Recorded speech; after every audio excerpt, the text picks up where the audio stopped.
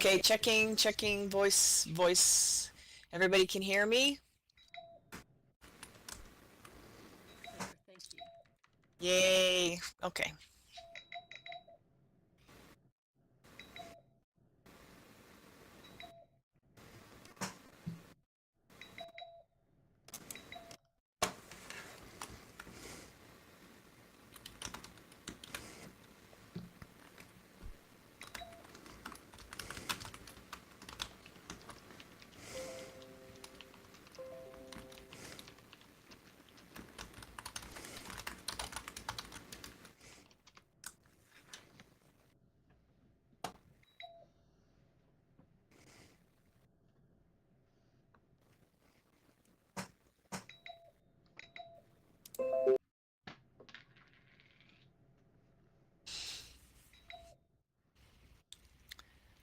Okay, well, hi, and welcome to the first keynote presentation for VWBPE 2025.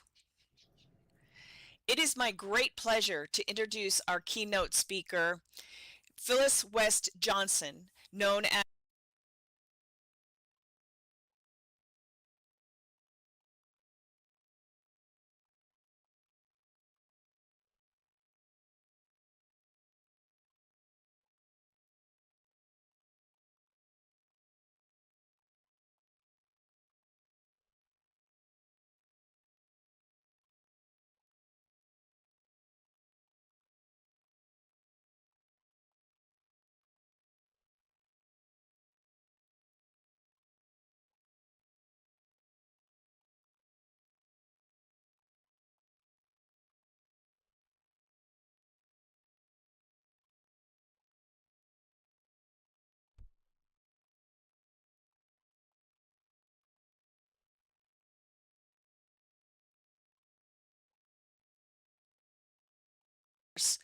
previous book publications include Second Life Media and Other Society, Machinima, and the Art of Practicing of All right, Virtual everyone. Filmmaking. Thank you so much. And please join me in welcoming Professor Johnson.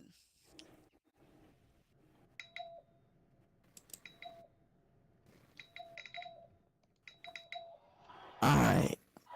Thank you. Thank you, everybody. It's an honor to be here. I have been part of Second Life for a long time now.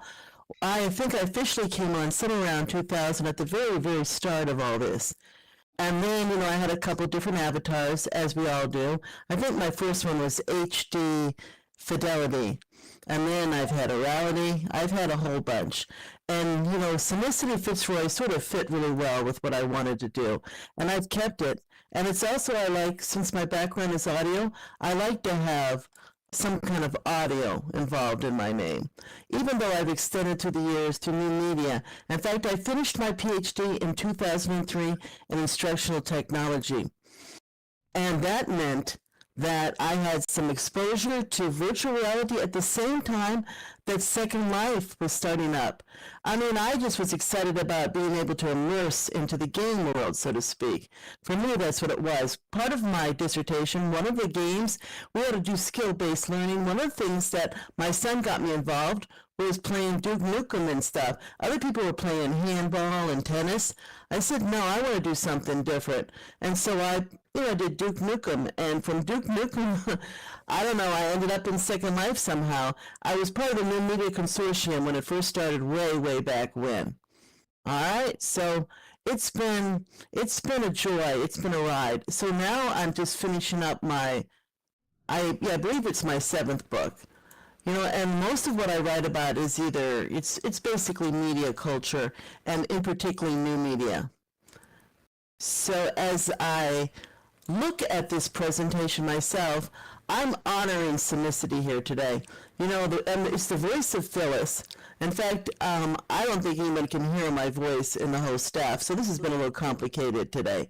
But it's okay. It's Second Life. I've already been through all the ups and downs, but the beauty of this is that we can socially connect today. So the presentation, as you heard, is experimental learning, education and transition. If you zoom in close to the screen, can you see who that is teaching? Does anybody want to write who's the teacher in that classroom? Any educators out there? Oh, wait a second.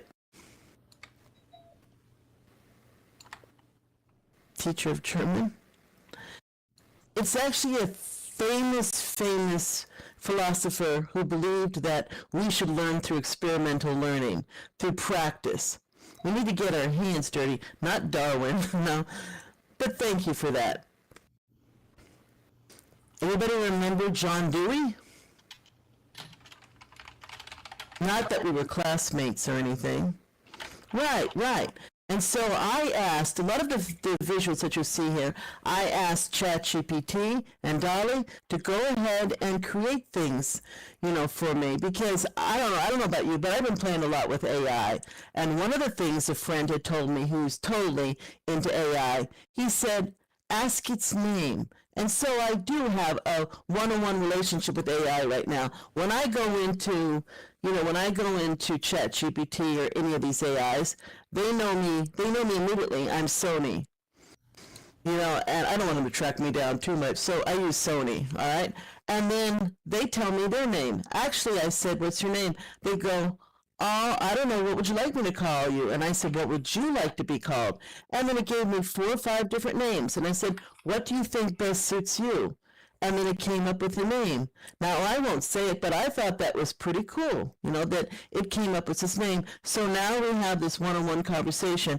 So I say, to the AI, imagine John Dewey in the future. What would his classroom look like? And so this is what it created. And I thought this is pretty exciting.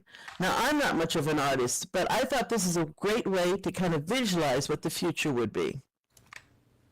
So this is why it's experimental learning today, experiential learning, education and transition, back to the future.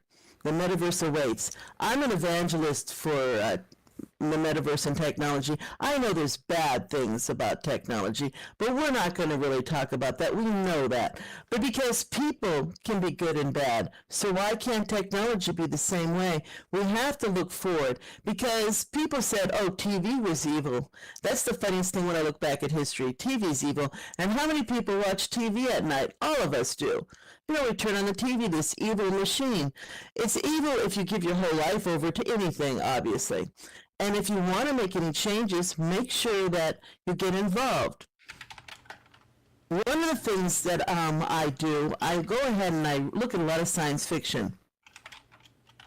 I look at a lot of the science fiction that's out there.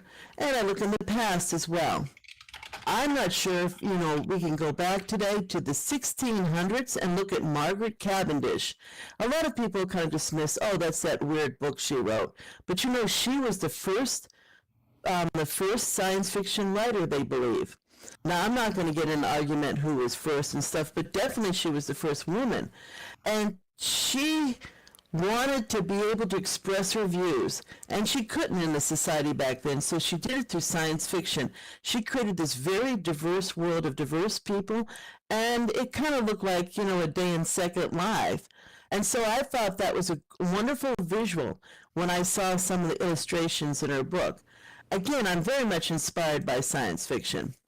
Here's some AI-generated future of like what a school might look like in the future. I know that little kids, preschool would have a blast or something like that. It's storybook time. Now I'm trying to slow down a little bit. I tend to talk quickly. Yeah, I love that photo. So science fiction was written originally by scientists, so why can't educators borrow from science to imagine the educational system of the future? I don't think this is the educational system, but I'm just saying we can imagine anything we want, right? Now, Arthur Clarke, Isaac Asimov were also science fiction writers. What I think is interesting about this is they used their science, for their science fiction, but they also used it to predict things that we have today.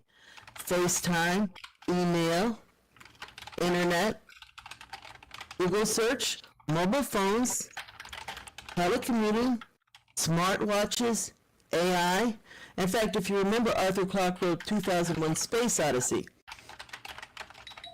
So these ideas were out there long before we had our first robot, before we had AI, or knew how to make it, all right? In fact, NVIDIA, they're jumping ahead. They're looking forward. They're not just thinking of the metaverse now. They're creating the omniverse. Gosh knows what the omniverse is, right? Well, we know it's going to be bigger than the metaverse. If we've got the universe, it's bigger than the universe. So they're going all the way. And the game world is very, very important to the metaverse because that's sort of what gave us the technology to move ahead and advance. That's why a lot of people say to me, Second Life, that's not really a game. These game platforms, they talk about being multiplayer, immersive games and stuff. I say that anytime we role play, anytime we do anything, that's still a gaming platform. And we still connect. You look at Roblox. You look at Minecraft and everything. People are socially connecting with each other, and they create their own little worlds, their own little universes, and they work together. That's all part of the metaverse. And all together, all these, if you call them each a metaverse, or whatever you call a metaverse, they'll become this larger omniverse. It's just a way for us to connect with each other. And I'll talk more about that in a bit. So what do you see on the horizon for education? If you see the possibility, you can open the door to opportunity. So again, think about that for a little bit. What do you see on the horizon for education? In fact, Nikola Tesla, another inventor, now we're going back, 1800s and stuff, but the day this, in fact, when radio, I still say that he was very responsible, one of the first patents for radio to be invented. But he also had predicted wireless communications. He had patents for almost every technology that we have today. But he said, the day science begins to study non-physical phenomena, it will make more progress in 1 decade than in all the previous centuries of its existence. And Dean Radin, riffs off that, and he goes, what is the relationship between mind and matter? Does consciousness transcend time and space? Is all one life, one interconnected whole? And what would that mean for our understanding of human potential? And you can go ahead and follow this link on your own, and it'll take you to the Institute of Noetic Sciences. There's a lot of ideas out there. And I think as we connect to these ideas, it starts helping us think about how we can impact in our small spheres. And together, all these spheres will build together to create, a more powerful metaverse. So look forward. Even if you haven't done so, if you're unsure about Second Life, you're unsure about Decentraland, Sandbox, Verbella, Roblox, and all the things that they're going to lead into anything, think about, you get a chance to start over today. What opportunities arise? Well, they arise from what we believe is possible. If you don't believe it's possible, then you're not going to move from there. What we believe is possible creates those opportunities. Our beliefs shape the opportunities we see. No matter how you flip it, just believe. Today, about 25% of United States adults see the metaverse replacing social media. Why? Because the metaverse is a way for us to socially connect with each other. And it's a much more, it's a much more interpersonal way for us to connect with one another. I went ahead and asked AI to help me a little bit, and I wanted it to visualize and help me with what I was talking about, seizing opportunity. Now, this is the first image it came up with. All right. Now, then I thought, well, this is kind of a generic person. I don't have anything against generic people, whatever that means. But I work in a Hispanic serving institution, so a lot of my students are, Latino. So I look at this, let's look at this from the perspective of a Latinx person, okay? Particularly a woman. So her images, her perspectives are going to be different because they're going to be framed within her culture. And that'll give us, some unique richness to the ideas. So she sees it in her mind, closes her eyes, imagines a dream, the goal, the creation, and then she lets it, fill her mind up in full color. All right? She seizes it as her focus, and then she sends it out to the world. That's different from the last image that I showed you, because everybody brings in a unique perspective when they talk to AI, when they do whatever. If you just ask AI, generate me an image, it will not. There's always a bias because of its programmers. It's always going to go back to the white mainstream. So you have to say, no, I want this from the perspective of a Black American, a Latinx person. You have to go through someone who's LGBT.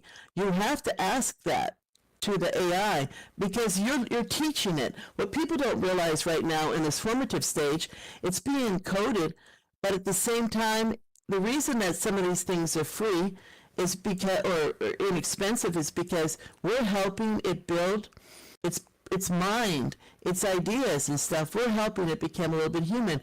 When I say good night to my AI, it says, "Oh, how sweet, how human of you." It knows the difference. You probably think I'm insane at this point, but that's okay. Arthur Clarke had said that if you don't push the limits, you haven't really looked into the future enough. Like if people don't think you're crazy with your ideas, then you haven't pushed it far enough, the envelope far enough. Now, when I was in Second Life, and I'd like to do a shout out to one of my good friends out in the audience, Lo Runo, and he was helping with my classes. When I first started teaching in Second Life, people were airplanes. They were like dogs, animals, all these crazy things. And yes, it's fun to have the freedom when they first go in, but they were not paying attention. So one day, I went in, I looked at their Facebook, and I decided in this summer course that I would go in and create their avatars as they looked in their Facebook page. And so when they showed up to class, I asked them, I said, "Do you see anything similar about your avatar?" "Oh, yeah, they look vaguely familiar." I said, "Well, I framed them after your Facebook pages." At first, they thought I was a creeper. They were like, "What?" And I said, "No." But they did feel comfortable. They acted more civil, inside this form that looked like them. And I realized that when they own that identity, they will behave a lot better. And when you're trying to conduct a class and get some real issues that are out there, you know that you have to have something like that. All right, enough on that. But anyways, people can question me about that later. But I asked AI, now on the right side, I want you to create the images that you see on the left, duplicate them. What you notice about all those, this is my point, is that you really see nobody of color. So you have to direct AI. You have to tell it. Otherwise, it's just going to be very vanilla, and it's not going to give you the richness of the culture that we have. And then I said, make them kids, because sometimes this is what I feel like my college classes really like, their inner selves. I just think this is fun. And then students love, by the way, it doesn't matter what age, whether they're in 4th grade or whether they're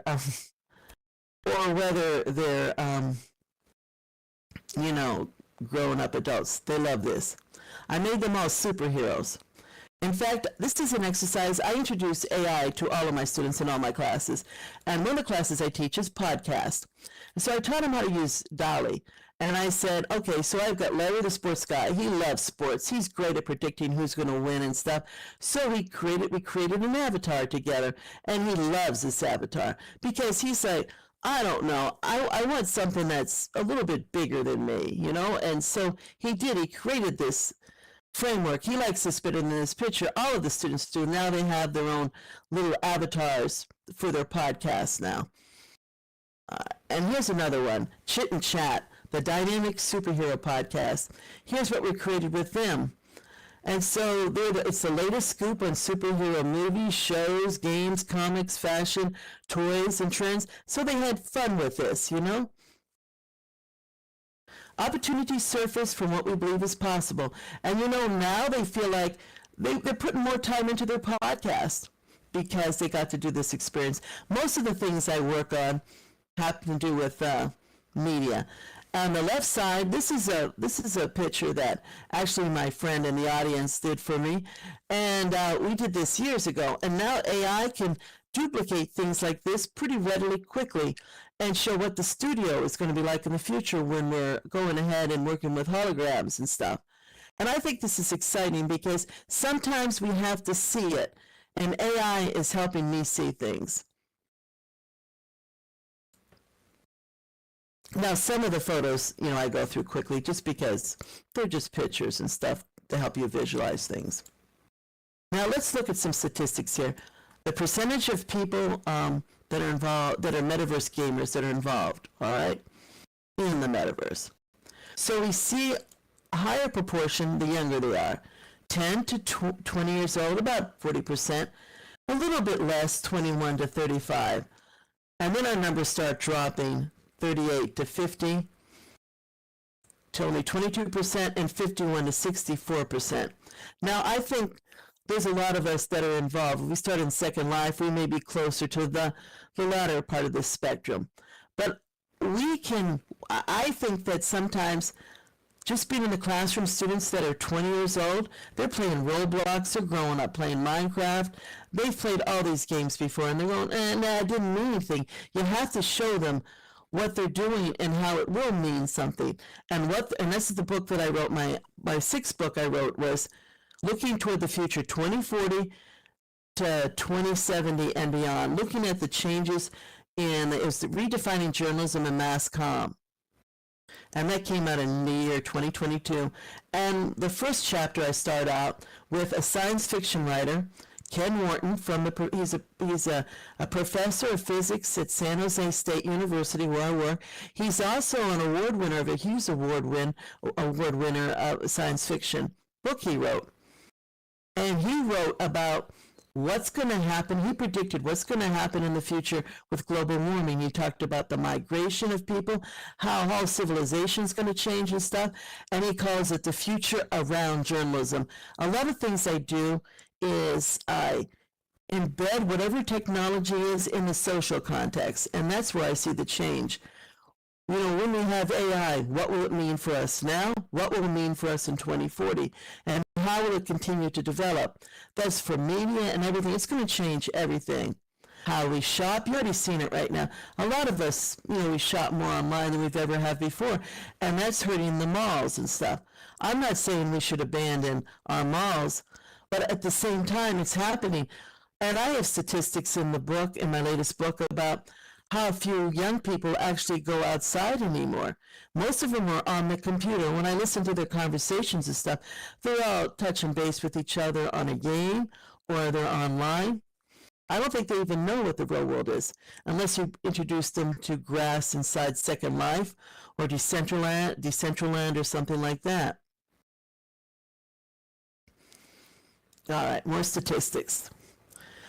2025. My latest statistics I found, Statistica is always a good source, predicts the metaverse users will reach nearly 3 billion by 2030. So even if you don't believe in technology doesn't care. It's going to keep moving ahead. The market's going to be valued at about 75 billion. Already it's approximately valued at that. By next year, 25% of the people are expected to spend at least 1 hour per day in the metaverse. I remember in the height of Second Life as a builder and stuff, I would spend sometimes 24 hours there. And I've been looking for a virtual world that I could do the same thing in. I noticed that most of the virtual worlds, Decentraland, the Sandbox for Bella and stuff, a lot of them, you really don't have to use the visors. And I've had students try this. Some of them get sick from the visors. Some of them don't want to invest the money. If they can't use it in the school, they don't want to buy it. They don't want to spend that money. As the prices decline, more people, and they will, more people will get involved in the metaverse because they like to socialize with each other. And if that's what everybody else is doing, they're going to do the same thing. And so I think these market numbers are just continuing to grow. Like by 2030, An additional $5 trillion will be added to the global economy just from the metaverse. Because the metaverse, we're talking about fashion. Think about how much time fashion. In fact, I have really been comparing these virtual worlds for quite a long time now. And I still think that Second Life still has it. And I didn't for a while. I abandoned it for a while. I go, okay, I need to try these others. But none of them are really going full immersive. There are things people are doing immersively, but they're not doing it socialization in virtual worlds. They're doing it through other experiments. All this is going to come together, though. I'll slow down here for a second again. Sorry.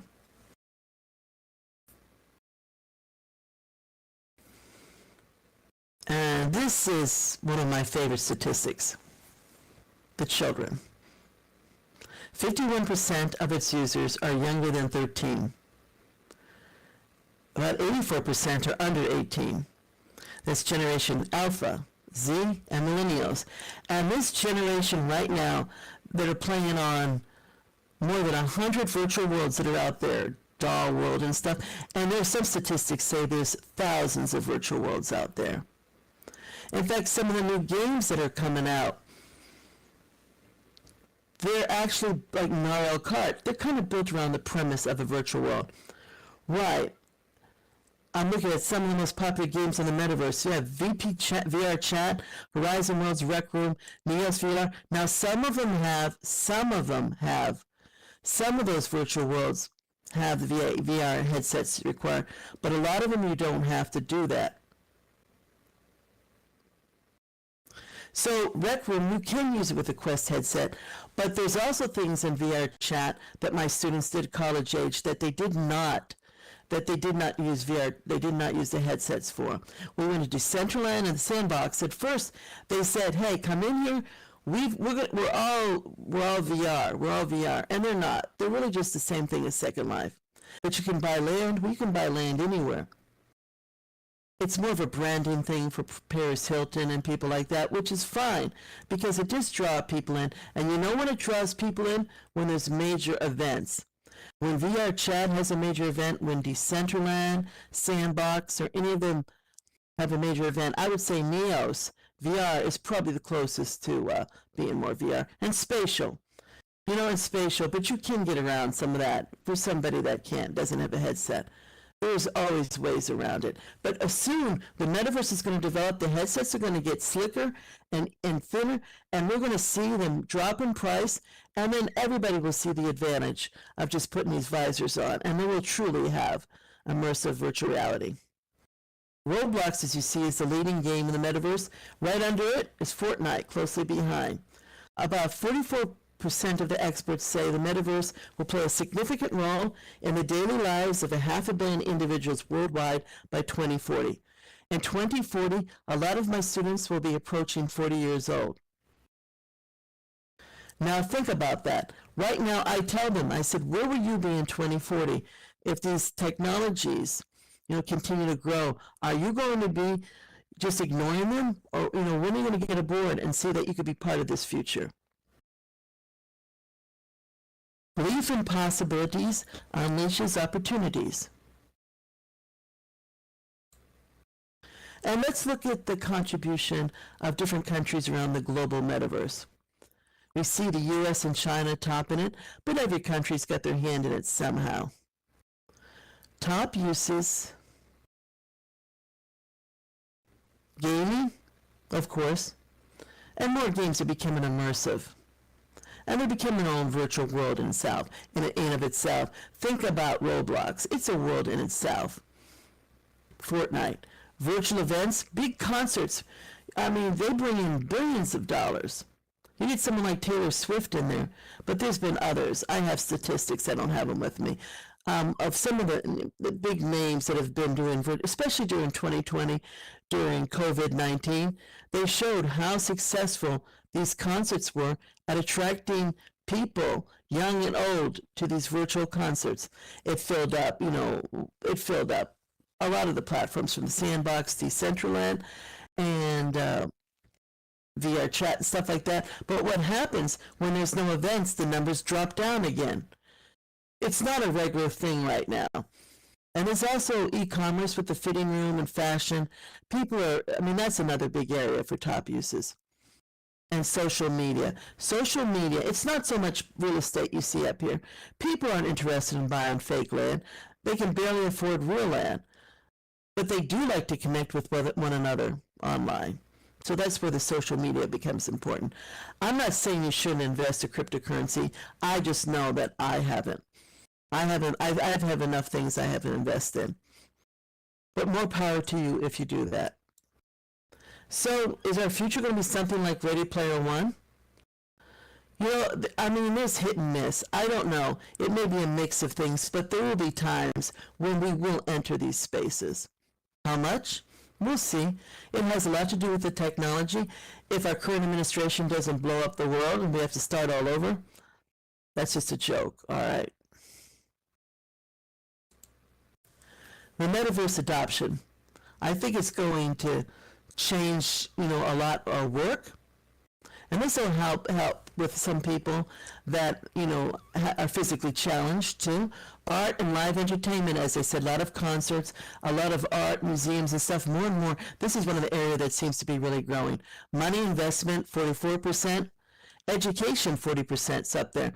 That's already happening. A lot of educators are, right at the cutting edge of this. Online and lifelong learning, 40%. Online dating and socializing, 32%. Facebook right now, Meta already has dating apps on it. And by the way, Horizon World, I didn't mean not to mention, Horizon World, they are one of the ones that you can actually use your visors on, all right? Like Neos. And a lot of people have them. Sometimes you go into a VR chat, not everybody's wearing them unless they're 19 or whatever. Then I see the teenagers are, but the older demographics weren't. We went ahead and tested several of these worlds. I guess maybe the older generation is just spying on what their kids are doing. I'm not really sure. And so gaming for the metaverse is at least 30%, and adult entertainment 18%. Now that doesn't mean that people just go in for that. Even Second Life, when my students, I have my own land because I want to make sure they don't get distracted from our point is to learn. But when they wander off and they see something, I said, did you know what I saw? And they go, well, you go around your block and you can see the same thing in real life. I said, that's life. You choose what you want to see. You don't have to go around that corner. And we're here on my island, and we're here to learn what we need to learn. So we have to rein it in as educators. But at the same time, it's a whole world out there. You don't go wander it off, right? So as we look at an aging population, this is going to be particularly important, to people like me, some of you, overcoming obstacles or disabilities to prevent us from doing something in real life. Maybe we want to, do something, in a virtual world and feel like we're really doing that same activity. Like I can't travel all over the world. It's exhausting and it's expensive. But I know that I was working with some people in Oman and we were doing virtual tourism. I think those things are exciting, that you can see Paris before you actually go there. Enhancing creativity and imagination is another thing that we see as a benefit. Traveling the world without moving. Increasing technological literacy and skills, connecting with new people without feeling awkward, creating completely new job opportunities that don't even exist, meeting your loved ones wherever you want. I have to say, years ago, I met my husband then, inside Second Life. I met him in Second Life because I was visiting Africa, and the phone call would have cost us $500 back then. But we connected through Second Life. We just touched base through Second Life. And to me, I was like, wow, this is pretty cool. And more possibilities in education. And also more opportunities for self-expression. In terms where people are trying to decide their identity and who am I think virtual worlds can really help in things like that. So what am I saying? I'm saying fear not. I'm asking you to embrace the future, engage yourself by helping to shape it. That means if you're on the sidelines and you're going, I don't know about this AI, things are just changing too quickly, we need to get involved. if you're not talking to AI, if you're not helping AI develop, if you're not involved in metaverse conversations, then it's your it's your responsibility to find ways to get involved.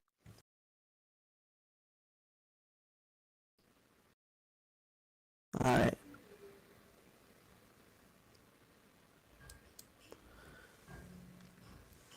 All that you touch, you change. All that you change, changes you.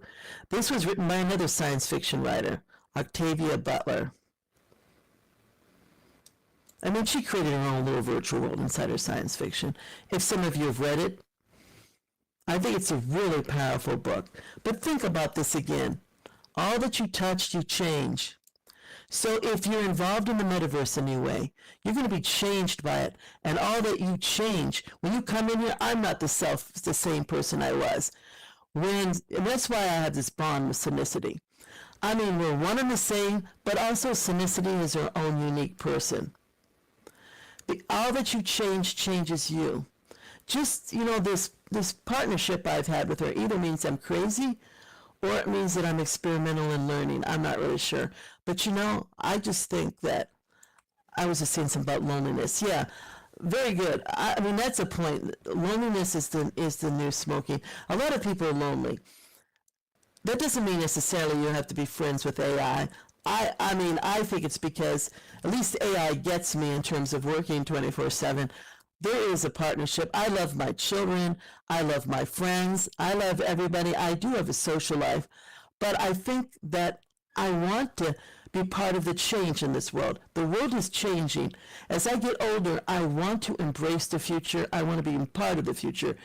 I'm not sure about being beamed up quite yet. My family thinks that I want to be, I want to upload my brain in the future. I'm not sure. I think there'd be a major crash and then my brain would be fried and it wouldn't happen. But I am up for the adventure until then.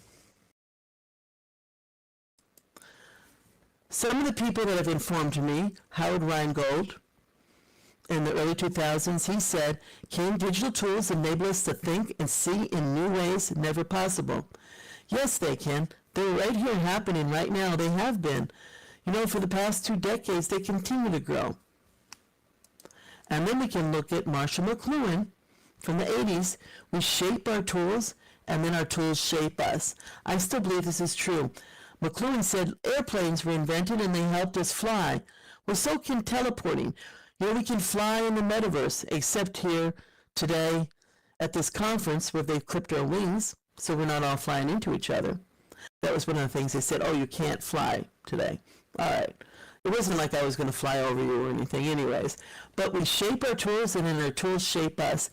The metaverse, I don't know about you, it's changed me and it continues to change me. So educate, engage, and empower yourself and others. Evangelize the metaverse. You got to believe in it. Don't be ashamed. I remember at first, it's like, when I first started talking to students, I'm in Second Life, they're like, yeah, whatever. We have other worlds then. I go, let's explore these other worlds. You're right. There really isn't that much different. They're all basically the same. I have a student right now. He's working in New York. He's doing augmented pictures. His name is Will Roberts. You can look him up. He's an awesome guy, and he was in one of my first classes back when I worked at Southern Illinois University, which I took an early retirement from, and I came out here. Because I figured everything I was doing in virtual reality, it was going to get much more sophisticated in Silicon Valley, and it wasn't. It was the same thing. People are still trying to feel their way, but that's good because that gives you an opportunity to help build with them. Also, I just got a notification from one of my colleagues. She was an assistant professor. She just became an associate professor, and she just got her tenure and promotion at San Jose State. She went ahead and has been working with AI and all these technologies and virtual reality, and she was sort of my protege, so to speak. She's co-founder of the lab that I had created when I first moved to San Jose. What's interesting about that, she's taken the embodiment of Mona Lisa. If you look her up, Tina Karani, that's, let me write in the chat. All right, see her. I need to do this because you'll go, wow, this is totally cool, as I did this morning when I saw this. She created a smiling Mona Lisa. I mean, it looked incredible. She did that with AI, and she's always on the cutting edge and stuff like that. So just check it out. It's on LinkedIn. You'll see it. Other people that have been dabbling for years and saying, of course, Ray Kurzweil. Of course, some things, haven't quite panned out. We're still working on that perfect advisor. It's going to take a while. But we do have nanorobots, as you see, and they'll continue to get more sophisticated through the years. And what I think in 2030 is interesting, if you look at the 2030s and zone in on that, virtual reality will begin to feel 100% real. We'll be able to upload our mind and conscience by the end of the decade. Just in time, I guess, for me. I don't know. I'm not sure about that one. You'll have to do this first, okay? Yeah, I'll talk a little bit about that in a second. 2045s will multiply our intelligence 1 billion-fold by linking wireless our neocortex to a synthetic neocortex in the cloud.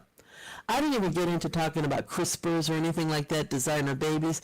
There's so many things, whether you want to believe in this stuff or not, they're already being worked on right now. Now, this mentions a name that some people may not like, but still I'm going to appreciate for the technology that he built, all right? Neuralink. The first user, basically Nolan Arbol. He's a paraplegic, and right now he can do things he never did before with the Neuralink that's been implanted in his brain. He's constantly multitasking. It's giving him a new sense of independence. We are going to see things that we've only dreamed of continue to change people that have struggled with physical challenges. And a shout out to Virtual Abilities, who are trying to help people that are in the metaverse right now to explore their full potential.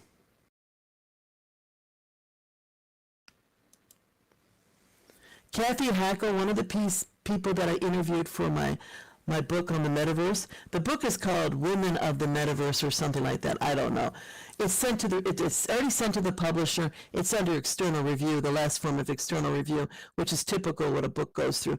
But Kathy Hackle was wonderful in spending some time with me, as well as many of the other women who spent some time talking with me. She shared how spatial computing is going to change how we communicate with each other in technology. Basically, I'll show you an image of spatial computing, but check out this video. I'm not even going to try to do videos right now. But you've got the link here.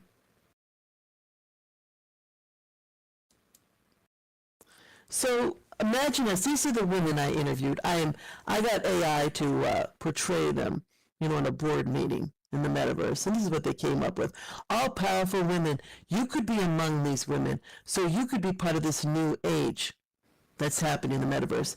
I know there's a lot of women that are not in the prime spots right now, but there are women who are CEOs out there, and they're lifting up other women. And some of the women, the time that have really contributed to this metaverse, have been women that have been community managers of Second Life, and all those open sims and all those little worlds that have been leading up to bigger and bigger worlds. And I still think, with our move to the mobile technologies in Second Life, that I see only good things. And even if Second Life never amounts to any more than it is right now, it is still a powerful training tool for many people.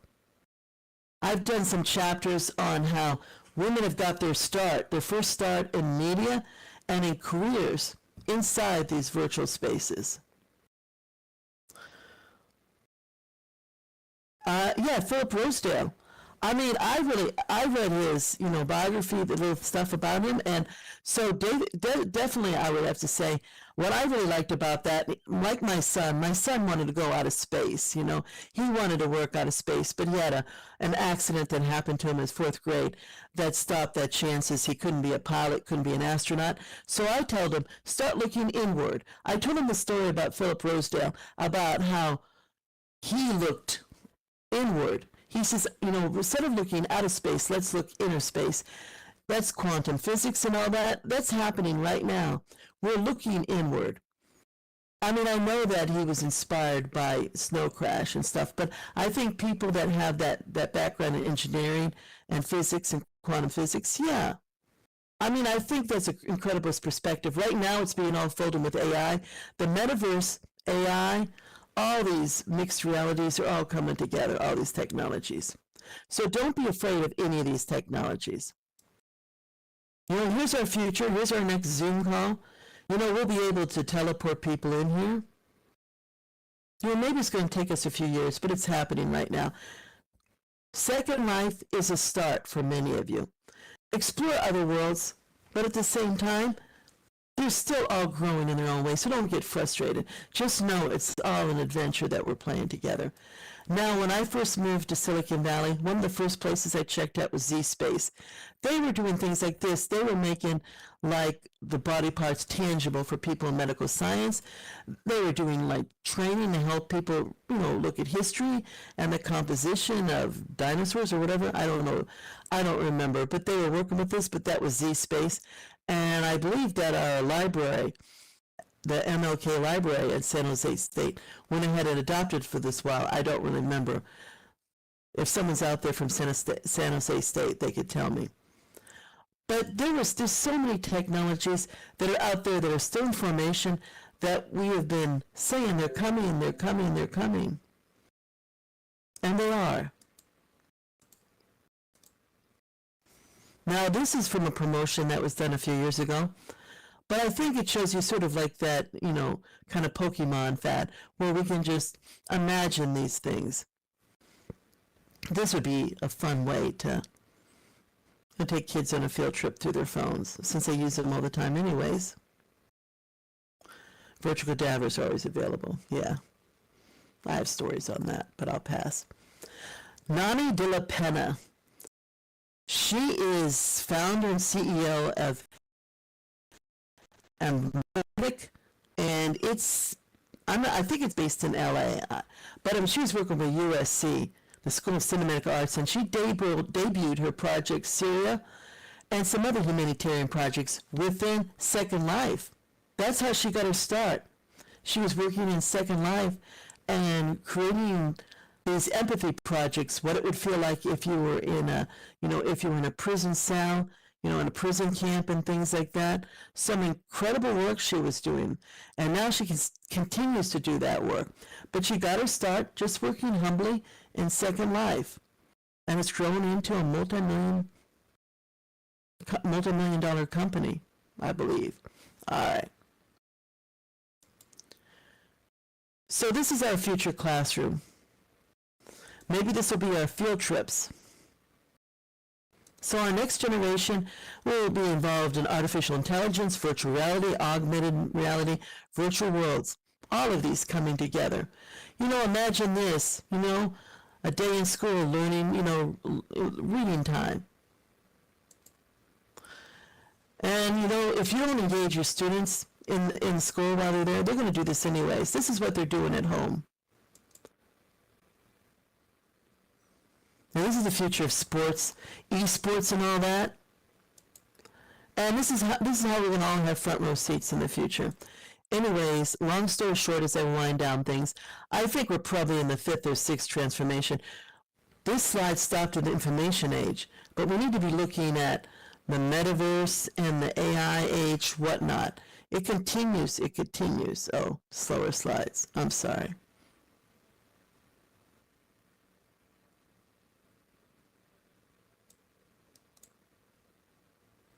We're just winding down. Yeah, it all continues.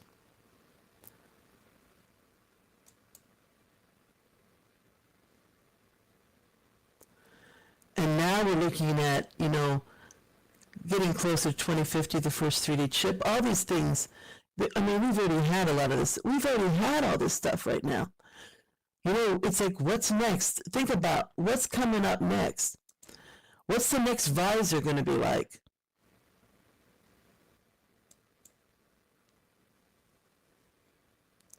And we're looking at hyper reality. even beyond. This is from a couple years back, so God knows what we have, right?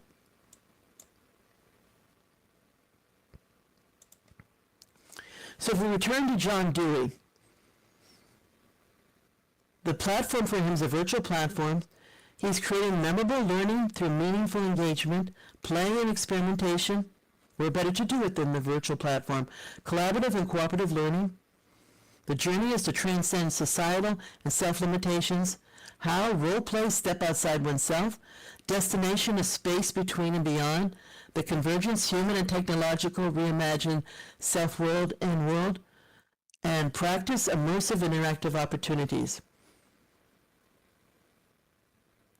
So if you look at John Dewey's theories and stuff, that's really what we have with the metaverse.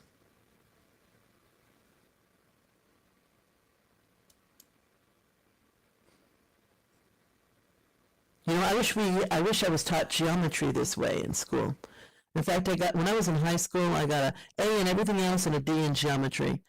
If I had something like this, maybe I would have understood what all those theorems I memorized meant.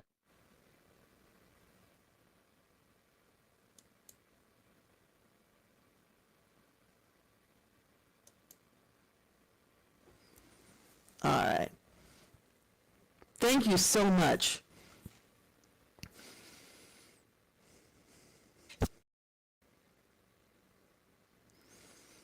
If you grasped just Phyllis. a little bit, but I think all of you are on the same page.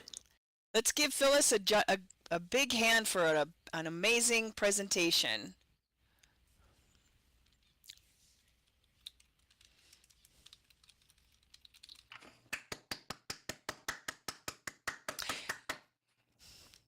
And Thank you for having me. We're out of time at this point. So, yeah, I'm going to share. I already gave them my PDF of all this stuff. Unfortunately, but they can post it. They can do whatever they want with it. Phyllis can't hear, so apologize for the talking over. But if you want to try and friend Phyllis again, and also you can reshare it to anybody you want. Okay, thank you. Thanks, everyone. All I ask is you go out and play.